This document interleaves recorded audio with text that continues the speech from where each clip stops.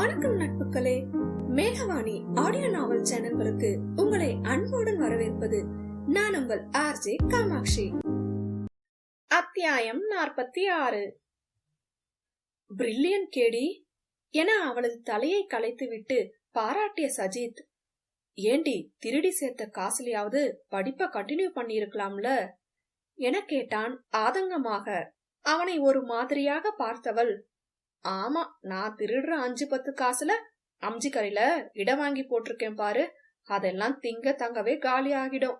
சென்னையில வாடகை எவ்வளோன்னு தெரியுமா உனக்கு என்று முறைத்தாள். அவன் முகம் வாடி போக, அது மட்டுமில்ல, என் சர்டிபிகேட்ஸ் ஒண்ணு கூட என்கிட்ட இல்லையே, அதெல்லாம் எப்படி திரும்பி வாங்கறதுன்னு கூட எனக்கு தெரியல, அதான் படிப்புக்கு ஃபுல் ஸ்டாப் வச்சுட்டேன் என்றதும் கொட்டி கொண்டவன் அதற்கு பதிலேதும் கூறவில்லை. காருக்கு போகும்போதே ஹோட்டலில் இருந்து குடை வாங்கி கொண்ட ஜோஷித் ஸ்வரூப்பிடம் கொடுத்து, 2 பேரும் ஹோட்டலுக்கு வாங்க, நீயும் கொஞ்ச நேரம் ரெஸ்ட் எடுஸ்வரா என்றான் அவன் கால் வீக்கத்தை பார்த்து. நீ முதல்ல தலைய துவட்டு ஜோ, எப்படி நனைஞ்சு போயிருக்க பாரு என்று தமையனாக அதட்டிட, துவட்டிக்கிறேன்டா என்றபடி காரில் இருந்த பேகை எடுத்துக்கொண்டு வந்தவன் மீண்டும் நனைந்திருக்க அங்கேயே அறையும் புக் செய்தான். வா என விஹானாவின் மீதான பார்வையை கவனத்துடன் தவிர்த்தவன் அவளை உடைமாற்ற கூறிவிட்டு பக்கத்து அறைக்கு சென்றான். வெளியிடங்களில் சுற்றுவதால் கைவசம் சில உடைகளை காரிலேயே வைத்திருந்தனர். அது இப்போது உதவி புரிய ஜோஷித்தும் குளித்து உடைமாற்றிவிட்டு நேரம் சென்றதால் விஹானாவின் அறைக்கு செல்ல, அங்கோ அவள் இன்னும் குளியல் அறையிலிருந்து வெளியில் வரவே இல்லை. தலையில் அடித்துக் கொண்டவன், அடியே, ஹோட்டல் தண்ணி டேங்க காலி பண்ணிடாத, சீக்கிரம் வா என்றிட, இப்ப நான் சீக்கிரம் வந்து என்ன செய்ய போறேன், எல்லாரும் கிளம்பும் போது சொல்லுங்க, நான் அதுவரை குளிச்சுட்டு இருக்கேன் என்று சத்தம் கொடுத்தாள்.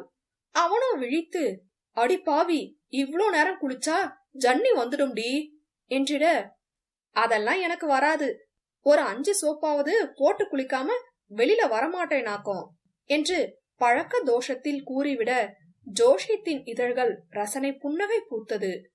சோப்போட கஷ்டமா இருந்தா சொல்லு, நான் வேணும்னா ஹெல்ப் பண்றேன் என கிறக்கத்துடன் வார்த்தைகள் வெளிவர அவள் திகைத்தாள். கூடவே கன்னங்கள் ரோஜாவாக சிவந்துவிட, தேவையில்ல பனங்காமண்டையா, நீ உன் வேலையை மட்டும் பாரு என்று திமிராக கூற வந்தாலும் வார்த்தைகள் தந்தியடித்தது அவளுக்கு.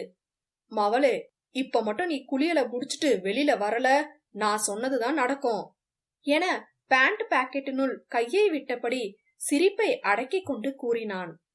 அதில் பட்டென கதவை திறந்து தலையை மட்டும் வெளியில் நீட்டியவள், டேய், என்ன மிரட்றியா என முறைக்க முயன்று அவன் பார்வையில் உறைந்து அதன் வீச்சை தாங்க இயலாமல் சட்டென உள்ளே சென்று விட்டாள்.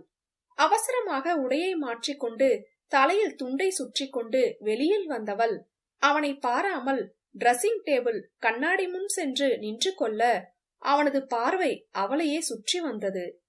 மழையிலையும் நனைஞ்சிட்டு 1/2 மணி நேரமா தண்ணில நின்னுட்டு இருக்கியே, அறிவில்லையா உனக்கு என மென்மையாக கடிந்தவனை நிமிர்ந்து பார்க்க இயலாமல் அவள் தடுமாற அவனும் அவளது தடுமாற்றத்தில் தடம் மாறி போனான். கால்கள் அவனது பேச்சை கேளாமல் அவளை நோக்கி அடியெடுத்து வைக்க விஹானாவின் அடிவயிற்றில் புத்தம் புது உணர்வுகள் நர்த்தனமாடியது.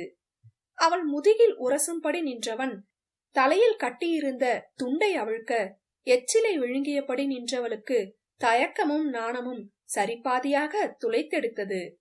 இது சரியா தவறா என யோசிக்க இருவருமே விரும்பவில்லை.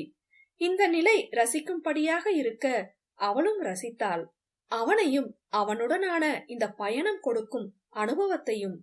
எப்போதிருந்து இந்த ரசனை தொடங்கியதென்று அவளுக்கே தெரியவில்லை. ஆனால் அவன் இப்போது அவளுள் ஆழமாக தடத்தை ஏற்படுத்தி விட்டான் என்பது மட்டும் புரிந்தது.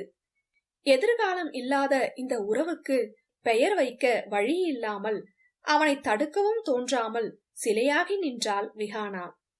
இதழ் கடித்து பெண்ணவள் நின்றிருந்த கோலம் ஆடவனை பித்தாக்கிட குரலை கனைத்தவன், இத்துணூண்டு முடிக்கி இவ்ளோ பெரிய டர்க்கி டவலை சுத்தி வச்சிருக்க, எப்படிடி காயும் என்றபடி டேபிள் மீதிருந்த ஹேர் டிரையரை வைத்து அவளது குட்டி கூந்தலை காய வைக்கும் பணியில் இறங்கினான். முன் ஒருமுறை ஹேர் டிரையரை தொட்டதுக்கே தாம் தூம் என குதித்த வந்தான். இப்போது அவனே அவளுக்கு சேவகனாக மாறியிருக்க விஹானாவிற்குத்தான் அது மேலும் தயக்கத்தை கொடுத்தது போலும். விடு ஜோஷ், நான் காய வச்சுக்கிறேன் என்று மறுக்க அது காதில் விழாதது போன்று அவள் முடியை கலைத்து விட்டு காய வைத்தான். அவனது தீண்டல் மேனியை கூச வைத்து சிலிர்க்க வைத்தது. அவனும் அவள் மீதிருந்த மோக பார்வையை மாற்றினான் இல்லை. அவர்களது மோன நிலை கதவு தட்டும் சத்தம் கேட்ட பின்னேதான் கலைந்தது. ஸ்வரூப் காரில் இருந்தபடியே சஜித்திற்கு போன் செய்து, சாப்பிட்டீங்களா என கேட்க, சாப்பிட்டுக்கிட்டே இருக்காடா, இன்னும் முடிச்ச பாடில்ல, அநேகமா ரெஸ்டாரண்ட காலி பண்ணிட்டு தான் வருவா போல என்றதும் ஸ்வரூப்பிற்கும் புன்னகை எழுந்தது. சரி, நான் ஹோட்டலுக்கு போறேன், நீங்க முடிச்சிட்டு வாங்க, மழை வேற பெய்யுது என்றதும், நாங்க வரத்துக்குள்ள நின்னுடும்டா, மழை நின்னதும் வரும், நீ போய் ரெஸ்ட் எடு, மார்னிங் விஜயவாடா போகணும்ல என்றான். சஜித்தும் அஷிதாவும் சிறு வயது முதலான பல விஷயங்களை என்ன பேசுகிறோம் என்றே தெரியாமல் ஏதேதோ பேசிட அந்த ஸ்வீட் நத்திங்ஸ் சஜித்தை அவளை விட்டு நகர விடவில்லை. ஹோட்டலுக்கு சென்றால் அவள் பாட்டிற்கு தோழிகளுடன் ஐக்கியமாகி விடுவாள் என்பதால் அவளே வேண்டாம் என்றால் கூட உணவுகளை வாங்கி குவித்துக் கொண்டிருந்தான். அவளும் வாய் ஓயாமல் பேசியும் சாப்பிட்டுமாக பொழுதை நகர்த்த அவன் பெண்ணவளின் நயன அசைவில் கட்டுண்டு போனான். ஆனால் அவனுக்கு ஏற்பட்ட உணர்வு அவளுக்கும் ஏற்படாது போனதுதான் அதிசயத்திலும் அதிசயம். மழை அடிச்சு ஊத்துது டைனோசர், நம்மளும் கொஞ்சம் மழை நிக்கவும் போகலாமா என உற்சவி கண்ணாடி வழியே பார்த்தபடி கேட்க, செம்ம பசிடி, உனக்கு பசிக்கலையா என்றான் அவளை ஊடுருவியபடி. பசிக்கலையாவா, விட்டா உன் கைய கடிச்சு சாப்பிட்டுருவேன், அவ்வளோ பசியில இருக்கேன், ஆனா உனக்கு நடக்க முடியுமா, நல்லா வீங்கி இருக்கே என வருத்தம் கலந்த குரலுடன் அவள் கூற அது அவனுக்கு இனித்தது. அந்நேரம் அவனது தாய் போன் செய்ய சட்டென போனை எடுத்தவன் மா என அழைக்க எதிர்முனையில் சித்தாராவின் சந்தோஷ குரல் கேட்டது.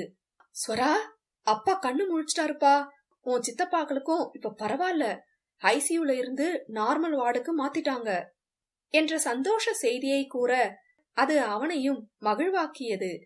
நிம்மதி பெருமூச்சு விட்டவனுக்கு விழியோரம் நீர் துளிர்க்க, அப்பா பேசினாராமா, வீட்டுக்கு எப்ப போகலாம்னு சொன்னாங்க, நான் டாக்டர் கிட்ட பேசுறேன் என்றதும், அட அதை ஏன்பா கேக்குற, 3 பேரும் சின்ன பசங்க மாதிரி எந்திரிச்சதுல இருந்து வீட்டுக்கு போகணும்னு அனத்திக்கிட்டே இருக்காங்க, அதுவும் உன் அப்பா சொல்ற பேச்ச கேட்கவே மாட்டாரு, இன்னும் முழுசா சரியாகல, அப்சர்வேஷன்ல இருக்கணும்னு டாக்டர் சொல்லிருக்காரு, ஆனா இவரு கேட்டாதானே, விட்டா டாக்டர் அடிச்சு போட்டுட்டு கிளம்பிடுவாரு போல என சலித்து கொண்டதில் ஸ்வரூப் மனம் விட்டு சிரித்தான்.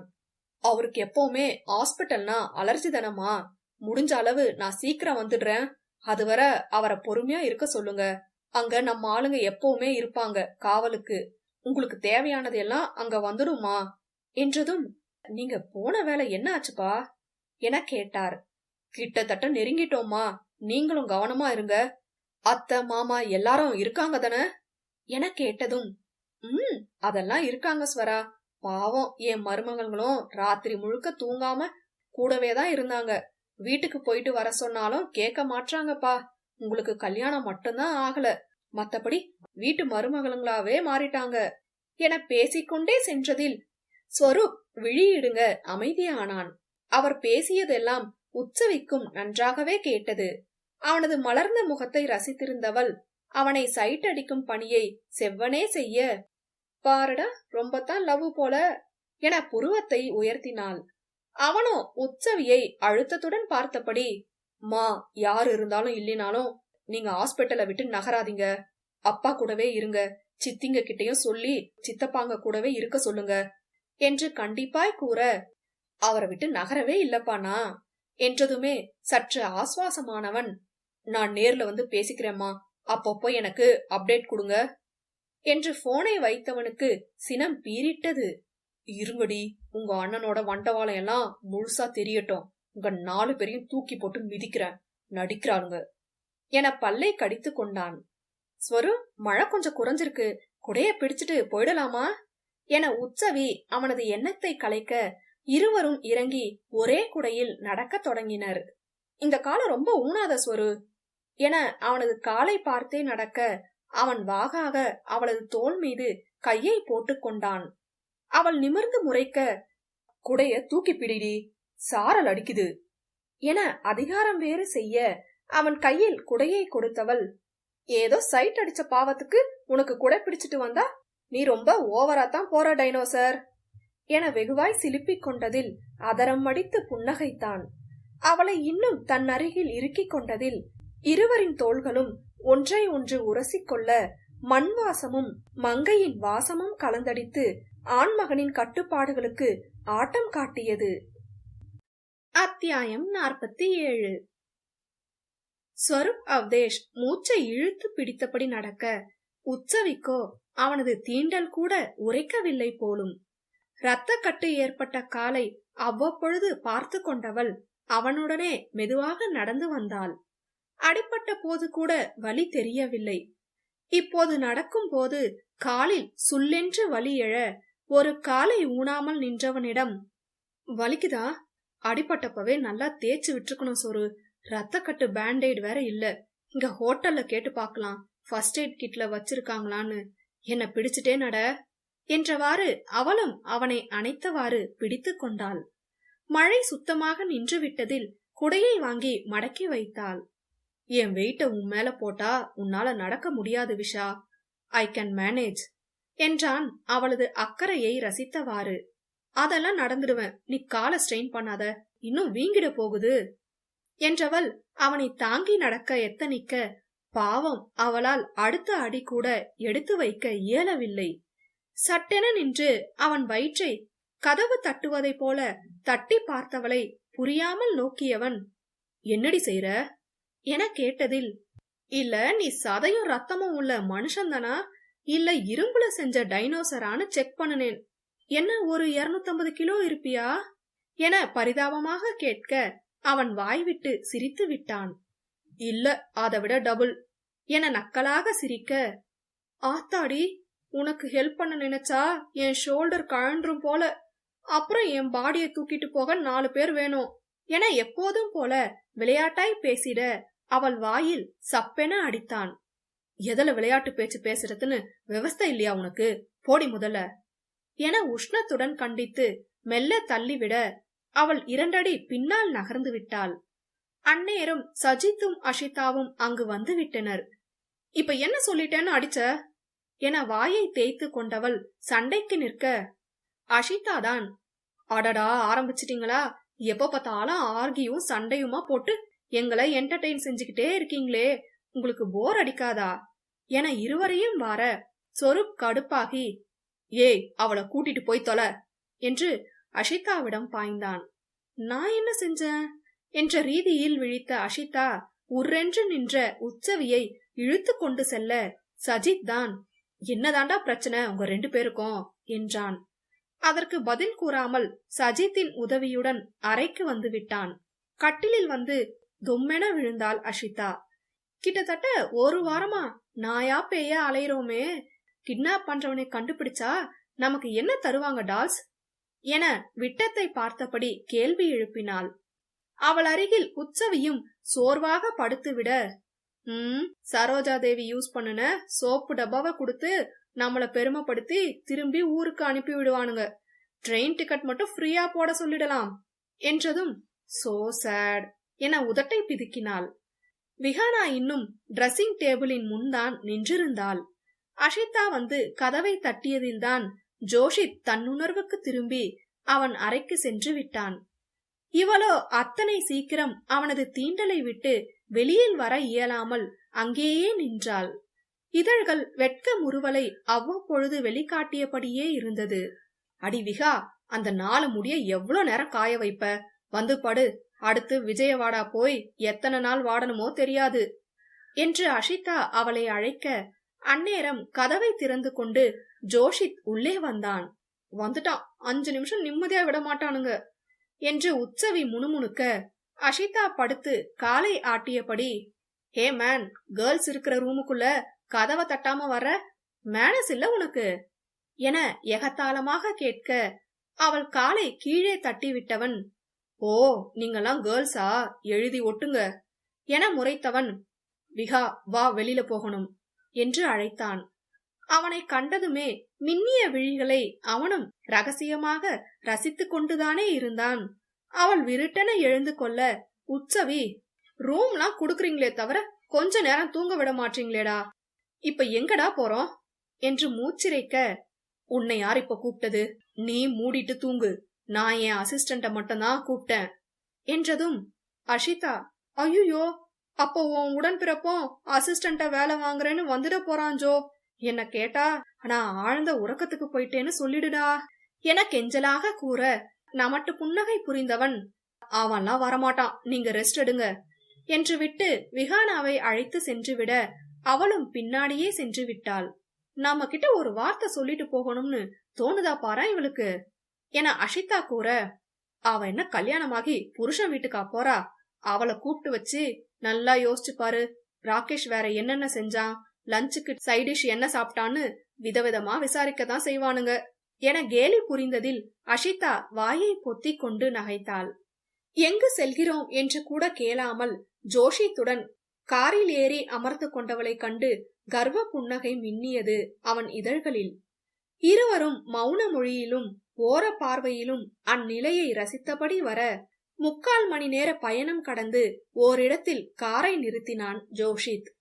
அதன் பிறகே சுற்றுப்புறத்தை பார்த்தவள், எங்க வந்திருக்கோம் ஜோஷ் என கேட்க, இப்பதான் இந்த கேள்வியை கேட்கணும்னு தோணுச்சா உனக்கு என்றான் இடுப்பில் கை வைத்து. நீயே சொல்லுவன்னு நினைச்சேன் என்றவளை ஒரு முறை ஆழ்ந்து நோக்கியவன், வா என ஒரு விடுதிக்கு அழைத்து சென்றான். ரிசப்ஷனில் பேசிவிட்டு உள்ளே செல்ல, அது என்ன விடுதி என்று தெரியாமல் குழம்பியபடி அவனுடன் நடந்தவள் அவன் ஒரு அறைக்கு சென்றதும் அவளும் பின்னே செல்ல, அங்கு அவளது தம்பி விமல்தான் கட்டிலில் அமர்ந்திருந்தான். தமக்கையை கண்டதும் ஓடி வந்து கட்டிக்கொண்டவன், அக்கா உனக்காக தான் தூங்காம முழிச்சிருந்தேன், நீ வருவன்னு ரிசப்ஷன்ல இருக்கிற தேவி மேம் சொன்னாங்க என்று மடமடவென பேசிட, விஹானா இன்னும் திகைப்பிலிருந்து மீளாமல், கண்ணில் இருந்து வழிந்த கண்ணீர் துளியை கூட துடைக்க தோன்றாமல் தம்பியை அணைத்து கொண்டாள் ஆதரவாக. எப்படி இருக்க விமல்? சாரிடா, நானும் உனக்கு கேன்சர்னு நினைச்சு வேற இடத்துலயாவது செக் பண்ணிருக்கணும், ராகேஷ் சொன்னதெல்லாம் அப்படியே நம்பிட்டேன் என குரல் கமர கூறிட, விடுக்கா, உனக்கு முன்னாடியே இதெல்லாம் தெரியுமா என்ன, இப்ப நான் நல்லா இருக்கேன்கா, நீ வேலைய முடிச்சிட்டு வந்து என்ன உன் கூட கூட்டிட்டு போவன்னு இந்த அங்கிள் சொன்னாங்க, அதுவரை நான் இங்க இருக்கேன்கா, எனக்கு இந்த இடம் ரொம்ப பிடிச்சிருக்கு, ஸ்கூலுக்கு போயிட்டு இருக்கேன் தெரியுமா என குஷியுடன் பேசியதில் கண்ணில் நிறைந்த நீருடன் ஜோஷித்தை பார்த்தாள். அவன் அடிக்குரலில், ஏன் அவன் முன்னாடி அழுதுட்டு இருக்கடி, அவன் பயப்பட போறான் என்று கண்டிக்க, கண்ணீரை முயன்று உள்ளிழுத்து கொண்டவள் தம்பியிடம் அமர்ந்து ஆசுவாசமாக பேசிக் கொண்டிருந்தாள். இறுதியாக எப்போது இவ்வாறு கவலையின்றி மனம் விட்டு பேசினார்கள் என்று இருவருக்குமே தெரியவில்லை. விமல் பேச்சை நிறுத்தாமல் கொட்டாவி விட்டபடி வந்த உறக்கத்தை கட்டுப்படுத்தி கொண்டு பேசிட, ஜோஷித்தும் இருவரையும் தொந்தரவு செய்யாமல் வெளியில் சென்று விட்டான். நேரம் செல்வதை உணர்ந்து விஹானாதான், நீ தூங்கு விமல், நாளைக்கு ஸ்கூலுக்கு கிளம்பணும்ல, அக்கா சீக்கிரம் வந்து உன்னை கூட்டிட்டு போறேன் என்று தம்பியை பிரிய மனமில்லாமல் அவனை உறங்க வைத்து விட்டு வெளியில் வந்தாள். அரை வாசலில் இருந்து இருட்டை வெறித்து கொண்டிருந்த ஜோஷித்தின் விழிகள் உறக்கமின்றி சிவந்திருந்தது. இத்தனை அலைச்சலிலும் தான் கேட்டதற்கிணங்க தன்னை அழைத்து வந்திருக்கிறான் என்று புரிய, தன்னை அடக்க இயலாமல் அவனை பின்னிருந்து அணைத்து கொண்டாள் விஹானா. தேங்க்ஸ் ஜோஷ் என்றவள் உணர்வு குவியலாய் நின்றிருந்தாள். சிறுவர்கள் மட்டும் இருக்கும் விடுதியாதலால் யாரும் பார்க்கும் முன் அவளை மெல்ல நகர்த்தி விட்டவனுக்கு அவளது அணைப்பை விடுவிக்க மனமில்லைதான். அவன் விலக்கியதுமே நிகழ்வு உணர்ந்தவள் மானசீகமாக தன்னை அறைந்து கொண்டாள். தன்னை என்னவென்று நினைத்திருப்பான் என்ற தவிப்பு அவளுள் அதிகமாக அவன் பின்னே காருக்கு சென்றாள், தலையை குனிந்து கொண்டு. இதுவரையில் மற்றவர்கள் என்ன நினைத்தாலும் அவள் கவலை கொண்டதில்லை. இப்போது முதன்முறையாக ஜோஷித்தின் முன்னே தன் சுயமிழந்து குற்றவாளியாக தன்னை எண்ணிக்கொண்டாள் விஹானா. காருக்கு அருகில் வந்ததும் அவள் அணைத்துக் கொள்ள ஏதுவாக நின்றவன் பெண்ணவளையே குறுகுருவென பார்க்க அவளோ தனக்குள் மருகி கொண்டிருந்தாள். அவனது பார்வை ஊசியாக குத்த, சாரி ஜோஷ், தப்பா நினைக்காத, ஏதோ ஒரு உணர்ச்சி வசப்பட்டு அப்படி சாரி என தனது செயலை எப்படி நியாயப்படுத்துவது என்று புரியாமல் திணறிக் கொண்டிருந்தவளை கூர்மையுடன் நோக்கியவன் பின் அவளது தவிப்பை புரிந்து கொண்டான். நீ இப்ப என்ன ஹக் பண்ணலனாதான் தப்பா நினைப்பேன் சீட்டர் என அவள் அருகில் நெருங்கி கிசுகிசுக்க வெடுக்கென நிமிர்ந்து பார்த்தவளின் விழிகளை அவன் விழிகளுடன் கலந்தவன் அதில் தெரிந்த கலக்கம் கண்டு யோசிக்காமல் இதழோடு இதழ் பொருத்தினான். அதிர்ந்த பாவையின் மேனியை சிறிது சிறிதாக தனது கட்டுக்குள் கொண்டு வந்தவன் முத்தத்தில் மூழ்க விகானாவும் கிறங்கி போனாள். அதிக நேரம் மூச்சுக்கு அவஸ்தைப்பட்டவள் அவளாகவே அவனை விலக்கிட பாவையின் சிவந்த கன்னங்களும் இதழ்கள் பூசிய வெட்க புன்னகையும் அவனை எங்கோ இழுத்து சென்றது. அவளோ அவனது முகம் காணவே நாணி தலையை நிமிர்த்தாமல் அவனை சோதிக்க அவனது ஒவ்வொரு அணுவும் அடுத்த முத்தத்தை வேண்டி நின்றது. இது சரிப்படாது என தன்னை அடக்கிக் கொண்டவன் காரை கிளப்ப அவளும் நடுங்கிய கரங்களுடன் உள்ளே அமர்ந்தாள். இருவரும் எதுவும் பேசிக்கொள்ளவில்லை, பார்த்து கொள்ளவில்லை என்றாலும் மற்றவர்களின் உணர்வுகளை உணர்ந்து கொண்டனர். அதுவே அவர்களுக்குள் காதல் மழையை தூவி கொண்டிருந்தது. ஜோஷித்திற்கும் ஏதேதோ பேச ஆசைதான். ஆனால் அந்த கணம் கொடுத்த இன்பத்தில் இருந்து நீங்காமல் அதனை மனதினுள் பூட்டிக் கொண்டவன் மௌனத்திலேயே காதலை பகிர்ந்தான். அப்போதே மனதினை பகிர்ந்திருந்தால் பின்வரும் பிரிவுகளை தடுத்திருப்பானோ என்னவோ. காதல் கொண்ட மனம்தனில் காயங்களும் மறைந்துவிட, காலை அவன் கொண்ட நேசத்தில் கண்ணி அவளும் தொலைந்துவிட, பேசா மௌனங்கள் பிழையாகி போகுமோ பின்னாளிலே. அத்தியாயம் 48. சஜித் படுத்ததும் உறங்கியிருக்க அவன் அருகில் காலை நீட்டி அமர்ந்த ஸ்வரூப் அவதேஷ் ஜெயராமனின் வீட்டிலிருந்து எடுத்து வந்த புத்தகத்தை பிரித்தான். மனநிலை சம்பந்தமான பல விஷயங்கள் அதில் கூறியிருந்தாலும் தங்களது இன்வெஸ்டிகேஷனுக்கும் இதற்கும் எந்த சம்பந்தமும் இல்லாதது போலத்தான் தோன்றியது. மனநிலையை குழப்பி ஏன் சாக வைக்க வேண்டும்? இதனால் யாருக்கு என்ன லாபம்? மனநிலையை குழப்பினால் அவர்கள் பித்து பிடித்தவர்கள் போலல்லவா இருக்க வேண்டும்? எப்படி தெளிவாக பேச இயலும்?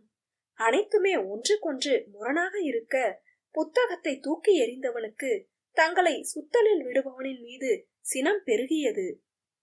அவன் புத்தகத்தை தூக்கி எறியும் போது மெல்ல கதவை திறந்து கொண்டு உள்ளே வந்த உற்சவியின் காலடியில் அது வந்து விழுக அதனை குனிந்து எடுத்தவள், இன்னும் நீ தூங்கலையா? பெயின் கில்லரோட ஸ்லீப்பிங் டேப்லெட்டும் போட சொன்னேனே, போட்டியா இல்லையா என்றவள் முதலுதவி பெட்டியை சரிபார்த்து மாத்திரை குறைந்திருக்கிறதா என்று பார்த்தாள். கொடுத்த மாத்திரை அப்படியே இருப்பதை கண்டு, டேப்லெட் போடாம வலி குறையாது டைனோசர். இந்த நேரத்துக்கு ரெஸ்ட் எடுக்காம இத உட்கார்ந்து புரட்டிட்டு இருக்க. நான் சொன்ன புக் இது இல்ல என்று கண்டித்தவள் வலுக்கட்டாயமாக மாத்திரையை போட வைத்தாள். தெரியும்டி, ஏதாச்சும் சிக்குதான்னு படிச்சு பார்த்த, பெருசா எதுவும் இல்ல என கழுத்தை சோர்வுடன் தேய்த்தபடி கூற இருவருமே முன் நிகழ்ந்த வாக்குவாதத்தை சுத்தமாக மறந்து விட்டனர். அதான் நாளைக்கு விஜயவாடா போய் பத்ரிய பிடிச்சிடலாம்னு சொன்னியே, அப்புறம் என்ன என்றவள் அவனது காலை எடுத்து அவன் மடி மீது வைத்து கையோடு கொண்டு வந்த இரத்த கட்டு பேண்டேடை ஒட்ட விழைந்தாள்.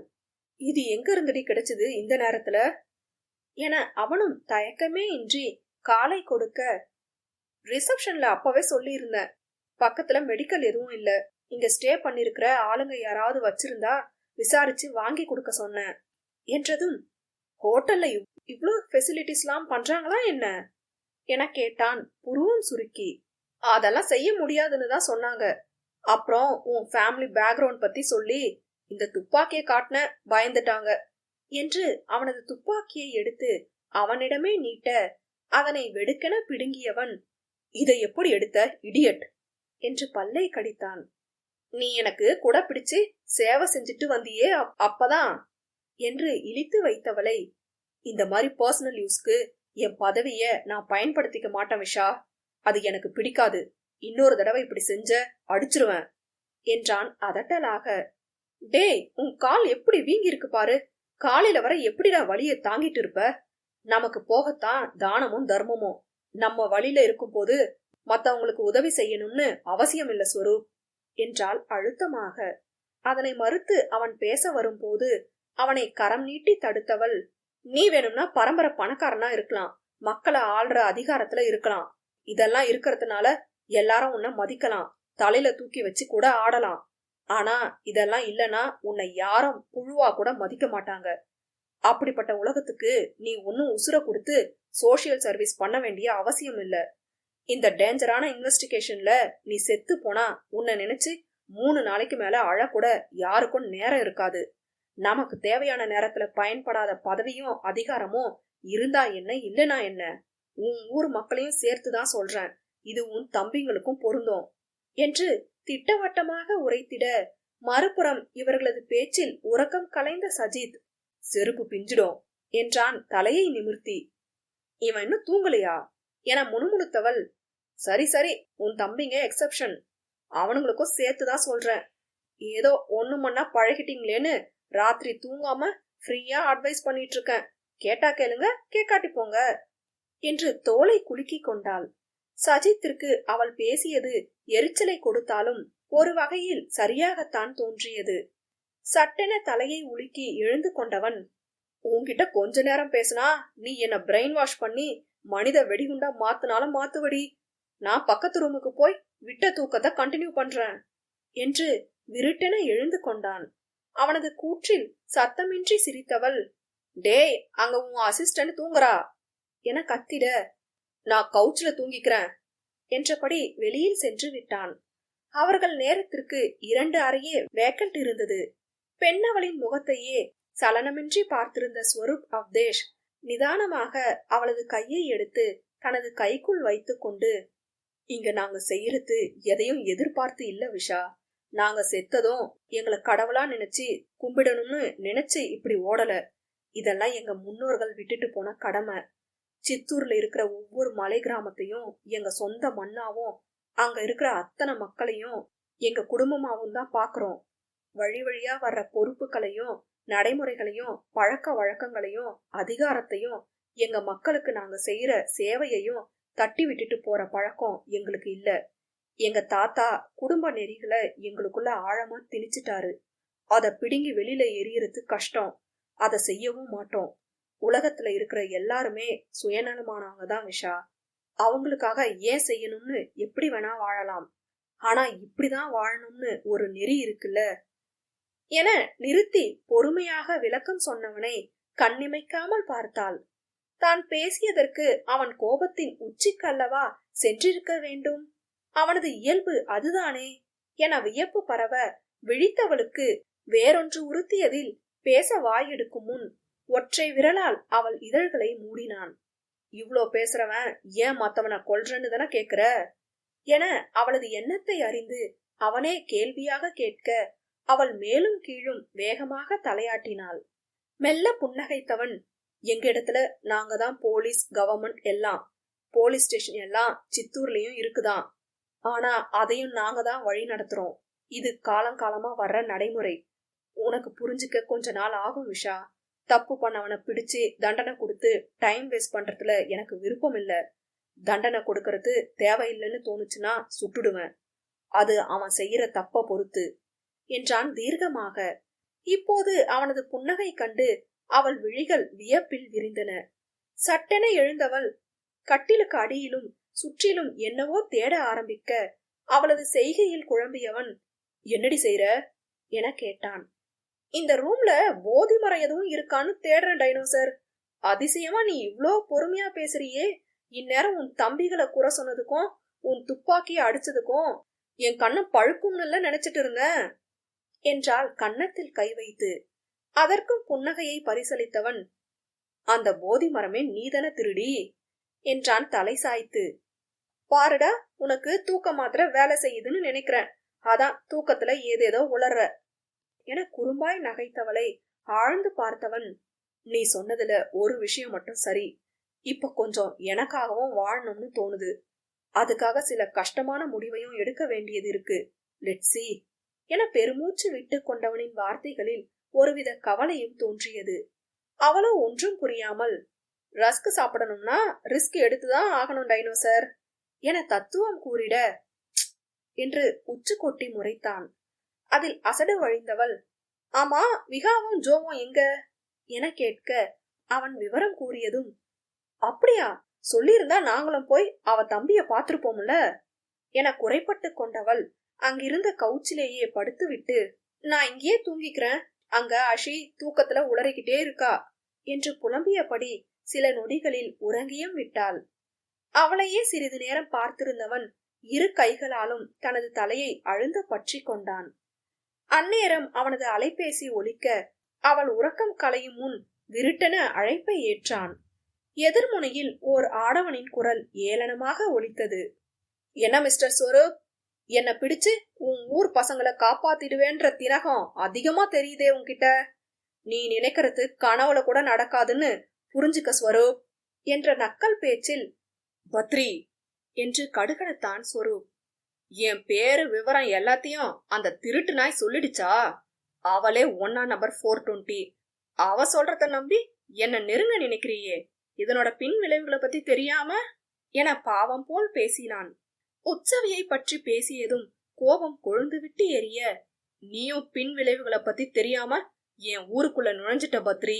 என் துப்பாக்கில உனக்கான ஒரு குண்டு ரொம்ப ஆசையா காத்துட்டு இருக்கு. உன்னையும் மேகனாவையும் பார்த்த இடத்திலேயே சுட்டு தள்ளாம விடமாட்டேன். கடவுள் நம்பிக்கை இருந்தா என் கண்ணுல அவ்வளோ சீக்கிரம் பட்டுடக்கூடாதுன்னு வேண்டிக்க என்று திமிர் தோணியில் பேசிட, உறங்கிக் கொண்டிருந்த உற்சவிதான், எனக்கு கடவுள் நம்பிக்கை எல்லாம் இல்ல, இப்போதைக்கு உன்னை மட்டும்தான் டைனோசர் நம்புறேன் என தூக்கத்திலேயே அவளிடம் பேசுவதாக எண்ணி பதில் அளித்திட, அத்தனை ஆத்திரமும் மொத்தமாக வடிந்த ஆடவனின் முகத்தில் மலர்ந்த புன்னகை. அவளை ரசித்துக் கொண்டிருந்தவன், டேய் போன வைடா, இப்போ உன்கிட்ட சவால் விடுற மூட்ல நான் இல்ல, நாளைக்கு நேர்ல மீட் பண்ணுவோம், ஹாப்பி லாஸ்ட் டே என்று அழைப்பை துண்டித்தான். அடுத்தடுத்து செய்ய போகும் காரியங்களை திட்டமிட்டவன் இழிவாய் இதழ் விரித்து கொள்ள, மறுநாள் காலையிலேயே விஜயவாடாவில் ஆண்களை கடத்தி வைத்திருக்கும் இடம் அறிந்து அங்கு விரைந்தனர். ஆனால் அங்கு வாயும் கையும் கட்டப்பட்ட நிலையில் மயங்கி இருந்தது நாகவல்லி. எங்க கதை உங்களுக்கு பிடிச்சிருந்தா லைக் பண்ணுங்க, ஷேர் பண்ணுங்க, கருத்துக்களை கமெண்ட் பண்ணுங்க, மறக்காம சேனலை சப்ஸ்கிரைப் பண்ணிடுங்க.